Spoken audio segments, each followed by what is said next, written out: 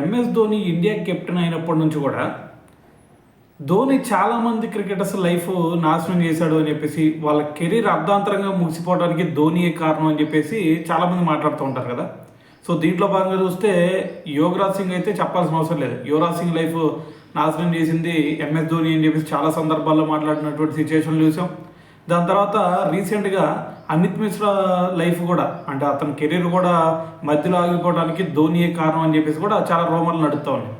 అయితే ఇప్పుడు ఇది ఎంతవరకు కరెక్టు అనే దాని గురించి నేను చూడటం కాదు, అమిత్ మిశ్రా మీదే కదా వచ్చింది ఈ రూమర్లు.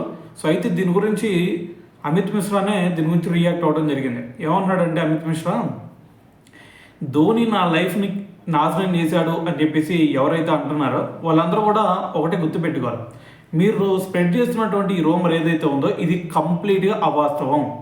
ఎందుకంటే ఎంఎస్ ధోని ఎప్పుడైతే కెప్టెన్గా బాధ్యతలు చేపట్టాడో అప్పుడు నేను టీమిండియాలోకి వచ్చాను, దాని తర్వాత మళ్ళీ వచ్చాను. అంటే ధోని నాకు చాలా అంటే చాలా అవకాశాలు ఇచ్చాడు. అయితే ఒక రకంగా నేను ఇప్పటి వరకైనా సరే అంత క్రికెట్ ఆడాను అంటే దానికి one of the reason MS Dhoni కూడా అని చెప్పేసి ఒక స్టేట్మెంట్ ఇచ్చాడు. సో దాంతోపాటు ధోనితో జరిగినటువంటి ఒక ఇన్సిడెంట్ని షేర్ చేశాడు అనమాట. ఏంది పోయి అది అంటే ఏం లేదు, న్యూజిలాండ్లో సిరీస్ ఆడుతూ ఉన్నాం.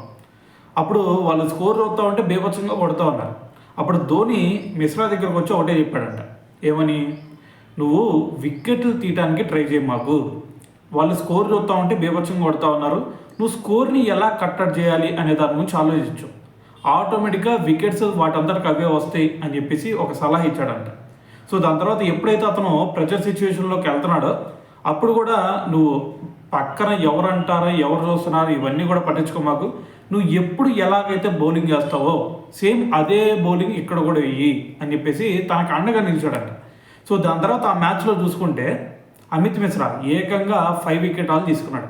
అంటే ఇప్పుడు మిశ్రా ఏం చెప్తున్నాడు తెలుసా, నా లైఫ్ కెరీర్లో ది బెస్ట్ బౌలింగ్ ఏదన్నా ఉందా అంటే ఆ రోజు ఎంఎస్ ధోని ఇచ్చినటువంటి సూచన వల్ల నేను వేసినటువంటి బౌలింగే నా లైఫ్ కెరీర్ మొత్తంలో కూడా ది బెస్ట్ బౌలింగ్గా నేను భావిస్తాను.